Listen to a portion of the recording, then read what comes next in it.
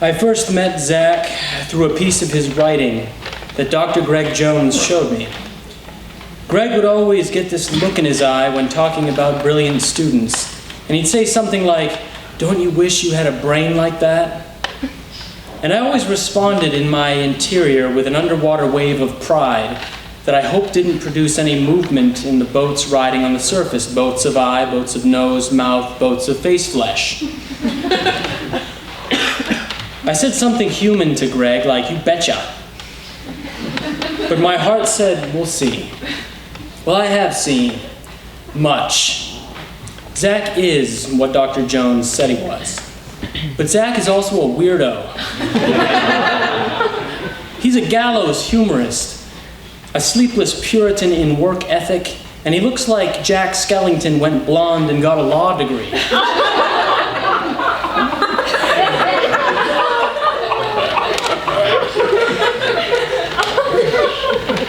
But I like weirdos. So does my son Sawyer. After Zach spent time at our house filming my family and our possessions for his movie entitled Watching, a Movie That Killed Me. See what I did there? Sawyer imitated Zach for days. When Sawyer walked into a room and I was there, suddenly I was in a scene. Sawyer held an invisible camera and gave me acting directions, telling me many, many times over to do it again, whatever it was. And then, when I'd acted beautifully, I'd hear Zach's very German-sounding "good" come out of Sawyer's mouth. And then we'd be on to another scene. I've been blessed to work with Zach from almost the beginning of my time at Geneva. And I've been surprised time and again by his storytelling boldness. When I dressed up like Princess Leia and asked my wife to give my face a professional makeover, including lipstick, and I wore a bra beneath my costume for authenticity's sake, and I said to Zach, "Ready to film?" He said, "Let's go." And he walked with me all over campus with a smile on his face. When Matt Kikasola and I chased Ryan Grydell down the walkway into the library, Zach was there running behind us, beside us, in front of us, camera in hand. And when I dressed up in a wolf mask or performed a mime caning on my son, who we tied to the John Black Johnston clock, or when we tried to capture Russ Warren's birth as it would have been 2,500 years ago, and I asked Zach, "Can we do it?" He always said, "We can." And again, I've been amazed by what he can do, and I am not alone. Friends and neighbors, I give you Zach Sheldon.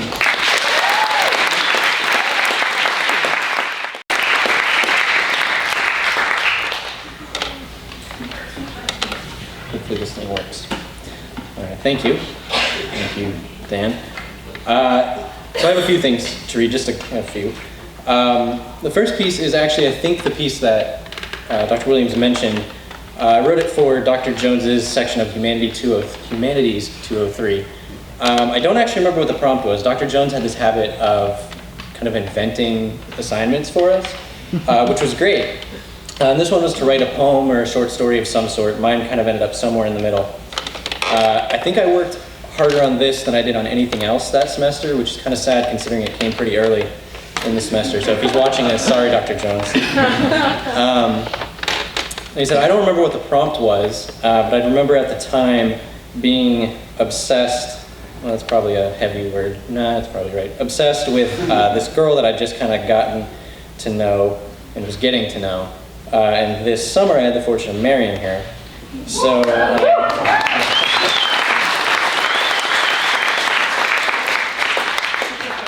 yeah, thanks. This is called There Comes a Point. There comes a point when you're thinking to yourself about life and love where you come to realize just how typical, how average, how normal, how unspecial and uncool and blah you really are, even amidst your uniqueness and special skills and all the cool things that you are and know and do. It's a tough point when you reach it, hard to swallow and hard to take to heart. You fight it and hate it and wish to block it from your mind, but the truth of the matter is that once the idea is there, it's there. It's niggling and annoying and doesn't go anywhere, it doesn't disappear, because it can't and because it won't. It's born of ideas that you get from reading, broadening your horizons and learning from those who've come before, and that's what it boils down to, see. You read a book and you learn that you will become way less concerned with what people think of you when you realize how seldom they do. And you realize that there's a grain of truth to that. And slowly it starts to unfold itself in your mind, and you think of what you think of others and what they might think of you, and all the care and the concern start to recede. And then, but hey, maybe say there's this girl, blonde and fun and nice in all the right ways, and say you want to say something to her, words, the things you make sentences with. But there's this striking sensation when you're anywhere near such an opportunity where things go numb, like important things, like your feet and your hands and your tongue. The tongue is a big one. It feels like dead weight in your mouth, and your cheeks do these weird things where they feel foreign, and your windpipe just doesn't want to work, and the most sound you're able to produce is essentially a wheeze of a certain kind. Embarrassing and dry and dumb sounding. You look like a fool, feel like a fool, literally talk like a fool, and at the end of the day, all you've got to show for it is a frustrated heart and an imagination running rampant with the eloquence you're going to bedeck her with upon their next sight. And then, you realize in thinking about it all that maybe one day your dad was nervous once about a girl, and perhaps maybe once so was your grandfather, and that matters. You think that you're not special because everyone that's come before you has done the things you've done, felt the things you've felt, seen the things you've seen, but you're you, not them, and that's different, that's special. And you think that there's a certain kind of solace in the knowledge that everyone who has felt the things you're feeling has gone through them and made things work and changed their lives and for the better. And you think about that and you think long and hard. And then there's this book, this tattered old thing that you can't remember living without in various ways, but which is, just a book. But you think about all that's come before and all that you see around you every Sunday and every Wednesday night, and you think that, well, why not? And then there comes a point where you pick it up and you read as if for the first time. And at the end you kneel, heart, mind, and soul at the throne of grace. You're ready and you think and pray, and whatever comes, deep down, you'll take it.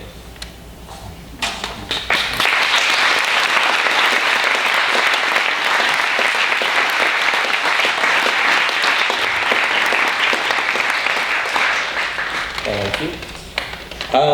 So this next piece is actually a video, but it requires a little bit of introduction. So one of the fun things about the GRS is the community aspect of it, the fact that we're all here together enjoying this night. But one of the fun things that I've had the experience of doing is working with Dr. Williams and Jake and a few others on the content that goes into advertising this event, so the videos and the posters and all that. And I want to focus specifically on some advertisements that we made last spring in February for the event that was called Dynasty. That featured mostly music, honestly. And the videos that we made to promote it were emulating Ken Burns. For those of you who might not know who he is, Ken Burns is essentially the father of the popular documentary film. Burns' documentaries have been nominated for 2 Academy Awards and won 2 Emmys. He personally has received over 20 honorary degrees, and one of his documentaries, The Civil War, has won more than 40 major film and television awards on its own. Other films he's made include Baseball, Jazz, The War, The Central Park Five, and most recently, The Roosevelts. Basically, Burns' work has influenced pretty much how every modern documentary is created, in a sort of standard top shot type that he has of applying camera movement over top of a still photograph literally has a name in modern video editing programs. It's called the Ken Burns effect. They're really imaginative there. And of course, his most notable accomplishment is that his celebrity doppelganger is Geneva's own Dr. Eric Miller. Sorry about that. As both a filmmaker and someone generally interested in history, Ken Burns holds a certain kind of fascination for me. So last fall, when I learned that he was going to be speaking at Kent State, I knew that I had to go see him. To make this trip, I recruited Josh Calvetti and Dr. Greg Jones, who lives near Kent and is, of course, a professor of history. And together, the 3 of us went to a talk that we anticipated being revelatory, insightful, and even inspiring. We came away disappointed. We'd hoped for some great insight into his filmmaking process or his research methods or something of weight, value, or interest. Instead, we got a kind of self-aggrandizing memoir of little substance and no Q&A session afterwards. He gave his speech, stepped away from the lectern, waved, and walked off. The best part of the speech was actually a little rhetorical device that he employed to punctuate his talk and separate it out into different sections. He kept saying, "Listen." His point in using it was for us to hear the echoes of history in our modern time, but the more he said it, it just became kind of creepy, like this unsettling chant.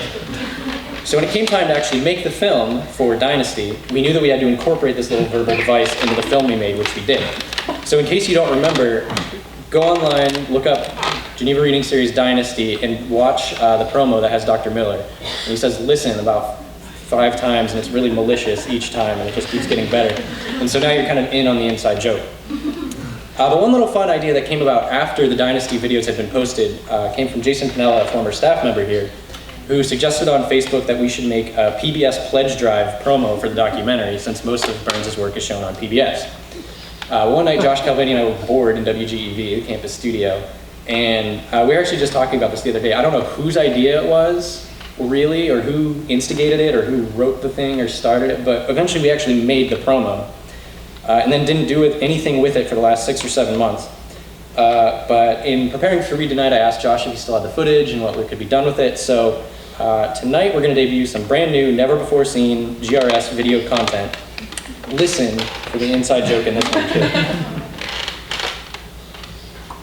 Supposing it works.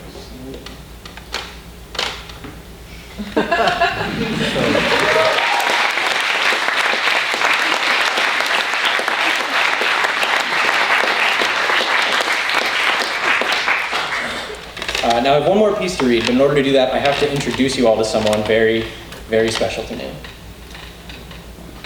I know, I'm adorable, but this isn't about me. This is actually, and I know Kathleen is beautiful too, but it's not about her either. This is my brother, Seth. Today is actually his birthday, he's 17 today. As you can probably tell from this picture, something's a little different about Seth. He has Down syndrome. But honestly, Seth isn't my brother with Down syndrome, he's just my brother. I can't stress Seth's influence on my life enough. It's hard to explain or really illustrate without you all really meeting him, and he won't be here today. But Seth is one of the happiest kids you'll ever meet. I feel incredibly blessed to have had Seth in my life. He's taught me so much more than I ever could have imagined. Things like compassion, kindness, and love. Things like how to laugh at yourself and how to be goofy. Not many people who know me see me as a jolly, goofy kind of guy, but if Seth could tell you all about how I like to dance in the car with him, I'm sure he would. The thing is, Seth doesn't just have Down syndrome. He's also what is called a Dandy Walker variant, meaning that he also shows some effects of an entirely separate condition, Dandy Walker syndrome. These two syndromes don't often co-occur, and so there aren't any standard understandings of what their co-occurrence means. For Seth, part of being a Dandy Walker variant means even more limited linguistic faculties than might typically be present in a child with Down syndrome. Seth can speak, of course, but with some difficulty, and only usually in phrases or individual words. He can't string sentences together, but instead just uses words to relate ideas and relies on the person he's speaking with to interpret and help connect his ideas together. For instance, Seth loves Chuck E. Cheese, and he loves me, and he loves my wife, Kathleen. For him, the ultimate thing to do for fun is to go to Chuck E. Cheese, and the only way to make such a trip even more fun would be for Kathleen and I to take him. So if he wanted to ask Kathleen and I to take him to Chuck E. Cheese, which believe me happens all the time, it happened this afternoon when we were Skyping with him, it might sound something like this. Zach, Fafi, that's how he pronounces Kathleen. Chuck E. Cheese, please. And so you have to figure out what he's meaning. Of course, the fun part about talking with Seth is that there are many words he says which sound exactly like about a dozen other words that he says, making most conversations something of a guessing game, which is either hilarious or incredibly frustrating or oftentimes both. So Seth has some difficulties with communication. That doesn't mean he's not smart, of course. Seth struggles with what we might call typical academic performance, but he's quite smart. It's simultaneously awesome and frightening how quickly he learned and how well he knows how to work an iPad, especially for someone who can't read. I legitimately don't know how he learned to play Temple Run. I don't think anyone actually taught him, but it's kind of incredible. And when he dies in the game, there's no way he knows what buttons he's pressing, but he always gets himself back into the game and hasn't, to my knowledge, accidentally bought any apps or in-game purchases yet. That doesn't mean I trust him with my phone, but he's got a pretty good track record. The area that I think Seth's intelligence best shows up is in his sense of humor. Seth is hilarious. He makes little jokes sometimes. More often he just does things that he knows are funny, whether it's the way he acts or a picture he takes on his iPad or the way that he interacts with people around him. He is constantly trying to make people laugh. And he's pretty good at it. I could provide pretty much endless examples of funny things Seth has done, but I'll hold myself to two brief ones. First, if you're playing around and joking with Seth and you ask him something like, "Hey, is your name Seth?" most likely he'll answer no. Then, if you tell him, "You're lying," he'll most likely roar like a lion, since the words sound kind of familiar. The first time he did this, I'm pretty sure he actually misheard. But once I corrected him and we both laughed about it, I've heard him do the same thing numerous times, which says to me that he knows what he's doing and he finds it funny. Second, Seth likes to imitate people, sometimes in flattering ways, sometimes in less flattering ways.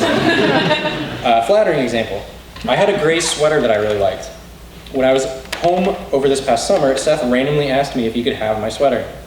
That's not the type of thing he usually does, honestly. He doesn't just take things or really want many things, he's usually pretty content.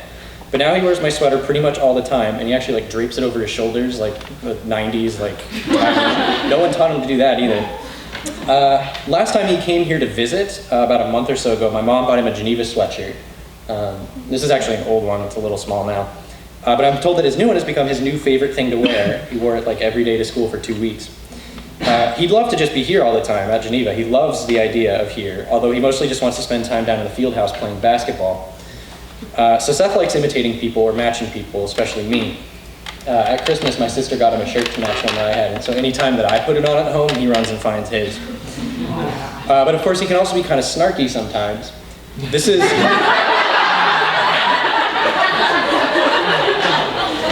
As you may have guessed, this is Seth imitating me. And you can ask Kathleen, he does a pretty good job of it, though I've mostly broken the habit of chewing on pens while I read, in part because of him mocking me. So Seth has some difficulties with communication. That's one part of all this. The next part is some of the more recent health struggles that Seth has had. This past spring, right before finals week, Seth was complaining of a stomach ache at school. One thing led to another, and not only did the stomach issue persist, but he stopped being able to put weight on his legs and lost some functionality in his hands. Long story short, he ended up in Pittsburgh Children's Hospital. There should be another one. Hey, there it is. Where they found out that some of the bones in his neck were free-floating and pinching his spinal cord. He underwent surgery, which involved taking some bone from one of his ribs and fusing it to his neck, as well as putting a metal plate and some screws there. I remember being worried sick while I knew the surgery was going on, and relieved beyond words when my dad texted me to say that the surgery had gone well, even quicker than expected, and everything looked good. That feeling persisted until the evening when my dad called and said, very casually I might add, yeah, everything went pretty well, so now it's just a matter of waiting to see if and when he's able to move again. I remember being pretty shocked at those words. The text in the afternoon saying that everything went well seemed pretty incompatible with the statement, if and when he's able to move again. My dad explained, the doctors had done what they could to set things right, but some of Seth being able to walk again or have the same range of motion or anything really depended on his body doing the work of setting itself straight. Lots of prayer would be involved at this stage. Of course, Seth is a resilient kid and a tough kid and just full of surprises. Within a few days, he was flailing his arms and kicking his legs, which was a great sign, even if he wasn't actually supposed to do any of that. By that point, he'd been cooped up in the hospital for over a week, and I think his body just wanted to make up for lost time. A couple more weeks in the hospital, and finally Seth was able to come home.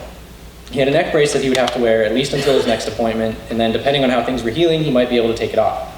In the meantime, though, car rides were pretty severely restricted, and we had to be very careful what kind of motion and movements he was making. No small feat with a kid this active who didn't understand that he couldn't just move about however he wanted.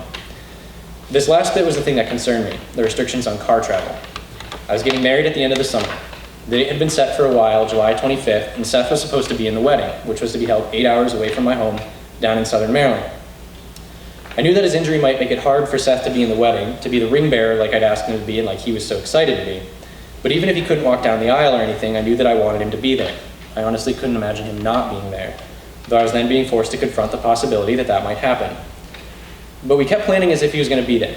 He went and got his first dress clothes. That is not it. Yeah. If I recall correctly, he even picked out the tie himself, though I might be wrong about that. But God is good. It was very clear to us taking care of him at home that Seth was regaining strength and movement faster than pretty much any of us really anticipated. And after his first doctor's appointment, or one of the first, Seth was allowed to take his neck brace off, except for when he was in the car. And he was walking again. Sometimes he had a little bit of trouble with balance, but he was quickly adjusting for that, and pretty soon was good as new. He would be able to make it to the wedding and be our ring bearer after all, which he did.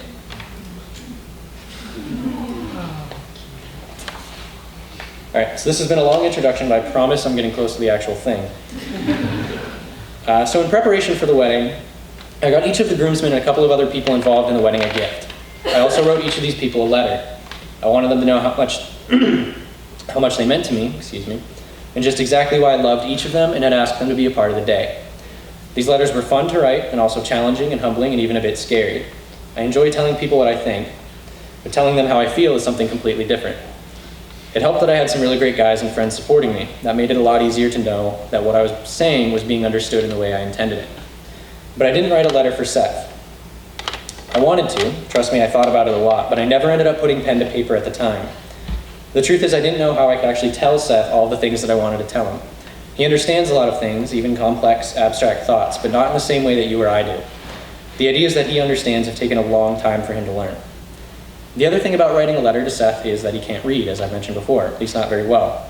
He knows some words by sight, but stringing them together into sentences or thoughts gets a little iffy.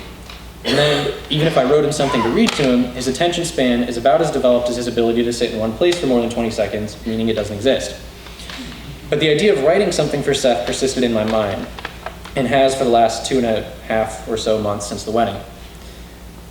It's occurred to me that oftentimes there are people in our lives that we wish we could say some things to, but we think or feel that we can't.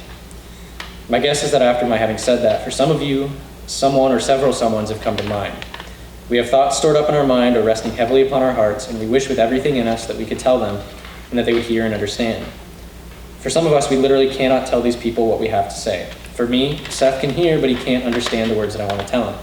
Sometimes we're just a little too scared, though, or nervous to say what we feel. I definitely empathize with that, too. So for tonight, and for myself, I wrote Seth the letter that I should have written him 2 months ago. It's more for him and for me than for anyone else here tonight, but I hope it can mean something to you, too. If there's anything in particular I'd like you to take away from it, it's that if there's something you feel or want to say to someone, it might be worth giving it a shot. Reading this a couple times, and I cried a couple of them, so if I do, I need a few people out there to cry with me, so I'm not like alone. All right, dear Seth, first I just need to tell you how much I love you. Not just because you're my brother and I have to, but because you're pretty much just the best person I know. You're one of my best friends. You're kind of everything to me in a lot of ways. You've been a teacher, an entertainer, and then you're also just plain annoying a lot of the time, but I know that I am too, and we love each other anyways because we want to. The funny thing is that I barely remember you really coming into my life. I was almost 5 years old when you were born, and all I really remember about the trips to Pittsburgh to see you in the hospital is little details. But I don't remember you. I don't remember being introduced to you or recall a time later when you made the transition from baby brother to just brother in my head. It truly feels like you've always just been there, fully formed as my brother and partner in crime.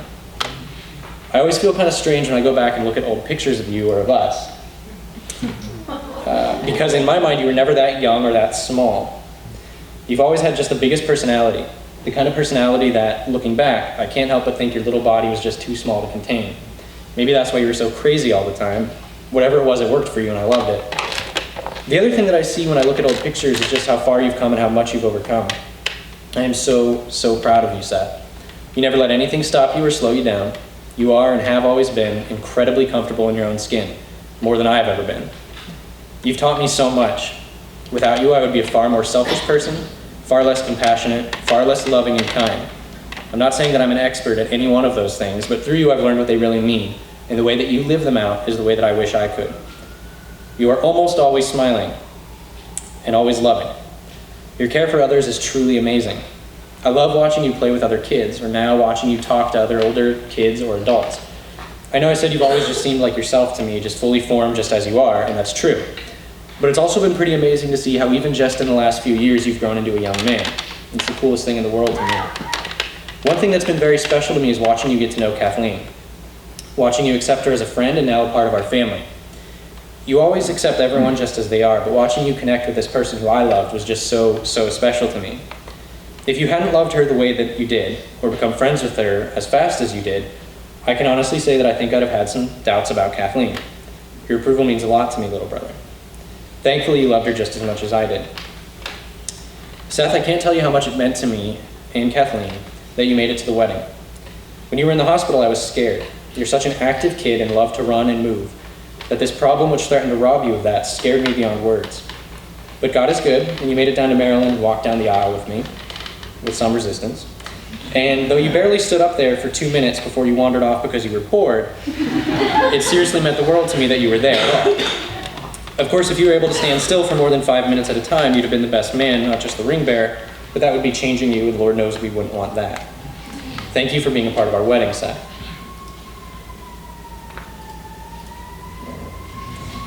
He likes taking selfies. Now, I know that things are changing for us. Being married and living down here now means that I'll probably see you even a little less than I usually did. And as I look to grad schools in the near future, there will probably be even more distance between us. I'll miss you, of course, even more than I already do. But of course, I'll never be more than a phone or Skype call away. I know we don't really do either of those things now, but that doesn't mean we can't start, you know? The one thing that I take comfort in is that no matter what, I know that when I come home or you come and visit, it will always be like nothing's changed. You'll still always be the crazy, loving, compassionate, funny guy you are, and I'll always be the big brother trying to live up to the standard you've set. I love you, Seth. Thank you for being you. Thank you.